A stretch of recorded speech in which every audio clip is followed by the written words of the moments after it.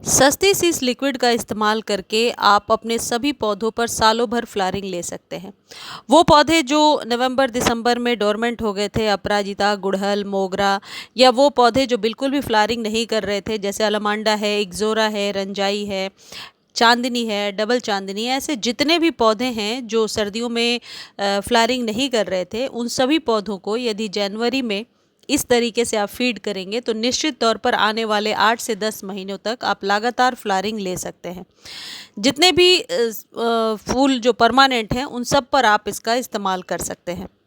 ये जो लिक्विड मैं आज आपको बता रही हूँ, इसके इस्तेमाल से आपके पौधे की जो मिट्टी की जो पीएच लेवल है वो एसिडिक हो जाएगी, यानी इतनी मेंटेन हो जाएगी जितने में आपके पौधे पर फूलों की संख्या बढ़ जाएगी।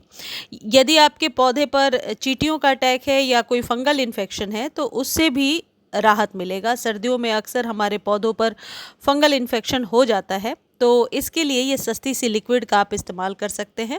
इसका स्प्रे भी कर सकते हैं। यदि पत्तियां पीली हो रही हैं और पत्तियां लश ग्रीन नहीं हैं तब भी आप इसका इस्तेमाल कर सकते हैं।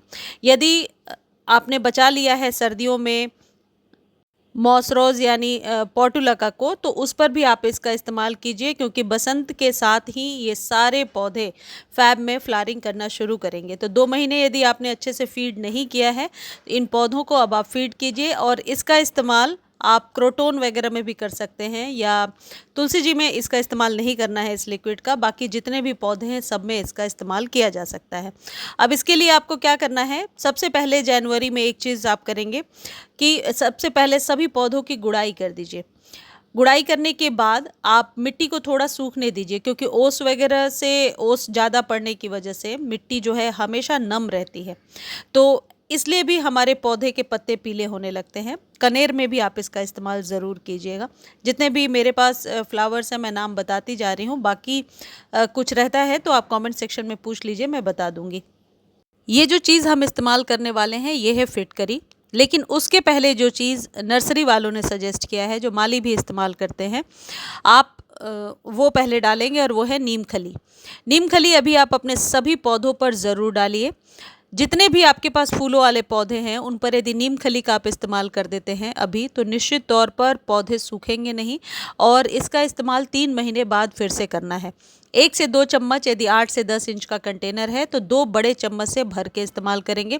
गुलाब पर यदि फ्लावरिंग नहीं हो रही है, क्योंकि गुलाब के फ्लावरिंग का ही समय है, और उसके बावजूद भी फ्लावरिंग नहीं हो रही है, तब भी आप इसका इस्तेमाल करेंगे। माली ने यहाँ तक कहा है कि वो पौधे जो बिल्कुल सर्दियों में सूख गए थे, जैसे ये मेरा रंगून क्रीपर का यानी मधुमालती का पौधा आप देख रहे हैं, ये सूख चुका है, लेकिन इसको साइड से गुड़ाई करके, साइड से सॉइल हटा करके और नीम खली 2-3 मुट्ठी इन्होंने भर दिया है। और इनका कहना है कि वो पौधे जो मर रहे हैं और स्टेम ग्रीन है, तो उनको बचाया जा सकता है। आप लोगों में से कई लोगों की क्वेरी आती है कि पौधा बिल्कुल ख़राब हो गया है, क्या करना है। तो पहले स्टेम को खुरच कर देख लीजिए, यदि स्टेम ग्रीन है तो आप इस तरीके से इसे बचाने की कोशिश कर सकते हैं। और इसको देने के 3 से 4 दिनों बाद ये जो आगे मैं खाद बताने वाली हूँ उसका इस्तेमाल करना है, लेकिन नीम खली पहले इस्तेमाल करना है। एक चीज़ और है कि जिस दिन आप नीम खली का इस्तेमाल कर रहे हैं उस दिन वाटरिंग बिल्कुल भी नहीं करेंगे। माली भी वही प्रोसेस पत्ते पीले क्यों होते हैं? ये सर्दी के कारण और मिट्टी की कमजोरी से। तो फिर क्या डालना चाहिए? खाद और दवाई। कौन सी खाद बता दीजिए। नीम खली। सिर्फ नीम खली से हो जाएगा? अच्छा, क्योंकि सभी पूछ रहे हैं कि पत्ते पीले हो रहे हैं। और नीम खली खाद डालो, सही हो जाएगी। गुड़हल, अपराजिता सब में? सब में। ठीक है। और फिर कब रिपीट करना है, उसको दोहराना कब है? 3 महीने बाद। ठीक है, ओके। चलिए, ये तो आपने सुन लिया माली के द्वारा कि क्या चीज़ डालना है। अब दूसरी जो चीज़ है ये है फिटकरी। ये फिटकरी का छोटा सा टुकड़ा है जो ग्रॉसरी शॉप पर आपको आसानी से मिल जाएगा। बहुत सस्ती सी चीज़ होती है, और एक बार आप खरीद लेंगे और गार्डनिंग में हर एक 2-3 महीने पर इसका इस्तेमाल करते रहेंगे, बहुत सालों तक ये चलता जाता है। अब इसको आप 1-1.5 लीटर पानी में, जितनी भी पानी का जो भी कंटेनर है आपके पास, इसको पानी में सिर्फ 10 मिनट्स के लिए डालना है। सिर्फ 10 मिनट्स के लिए जब आप डालेंगे और 10 मिनट बाद जब इसे निकालेंगे, आप देखेंगे पानी का कलर चेंज हो गया है। मैं कम पानी में डाल करके ही आपको बता रही हूँ। आप जितनी पानी की रिक्वायरमेंट है, 1 या 2 लीटर अपने हिसाब से, जितने गमले हैं आपके पास वो ले लीजिए, और 10 मिनट्स तक डाल करके फिटकरी को उसमें छोड़िए। तब तक फटाफट मैं फिटकरी के फ़ायदे आपको बता देती हूँ। देखिए, फिटकरी जो है मिट्टी के पीएच को कम करके और इसे एसिडिक बनाता है। लगातार खाद यदि आप देते जाते हैं तो कई बार लगातार खाद देने से भी पीएच ज़्यादा हो जाने की वजह से सॉइल जो है फर्टाइल नहीं रह जाती, तो ये बढ़ा देता है फर्टिलिटी का गुण और आप ज़्यादा से ज़्यादा फ्लावरिंग ले पाते हैं। ये कीटनाशक भी है, कीटनाशक की तरह भी काम किया करता है ये। और पोटेशियम सल्फेट है इसमें, जो पौधों के लिए बहुत ही फ़ायदेमंद होता है, ज़्यादा से ज़्यादा फूल लेने में मदद करता है।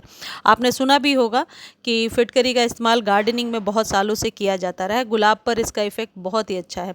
इस तरीके से 10 मिनट के बाद ये पानी बन कर के तैयार हो जाएगा। आप इसे अब एक एक ग्लास का अंदाज लगाइए। 6 से 8 इंच का यदि कंटेनर है तो एक ग्लास आप डालेंगे, लेकिन एक चीज़ ध्यान रखिए कि सॉइल का ड्राई होना ज़रूरी है। जब भी आप कोई लिक्विड डाल रहे हैं, गीली मिट्टी में नहीं डालना। इसलिए मैंने पहले बोला था गुड़ाई कर लीजिए। गुड़ाई करने से एक तो सॉइल सूखती है, मिट्टी भुरभुरी होती है। उसके बाद यदि आप ये वाला पानी डालते हैं या कोई भी लिक्विड खाद डालते हैं तो जड़ों तक आसानी से पहुंच जाता है और आप जो है रिज़ल्ट बहुत जल्द ले पाते हैं। इसे एक बार अभी करने के बाद 3 महीने बाद ही रिपीट करना है। सभी तरीके के फूलों वाले पौधों को दे सकते हैं। मुझे उम्मीद है वीडियो आपको बहुत अच्छी लगी होगी। वीडियो अच्छी लगती है तो चैनल को लाइक, शेयर और सब्सक्राइब ज़रूर कीजिए। और हाँ, इस वीडियो को आप फेसबुक पर भी देख सकते हैं। फेसबुक पर देखने का लिंक डिस्क्रिप्शन में दिया हुआ है, तो जा कर के एक बार फॉलो ज़रूर कर लीजिए। और यदि कोई कन्फ्यूज़न है इस खाद को लेकर के तो आप कमेंट सेक्शन में लिख दीजिए। जितनी जल्दी हो सकता है मैं आंसर देने की कोशिश करूँगी। धन्यवाद।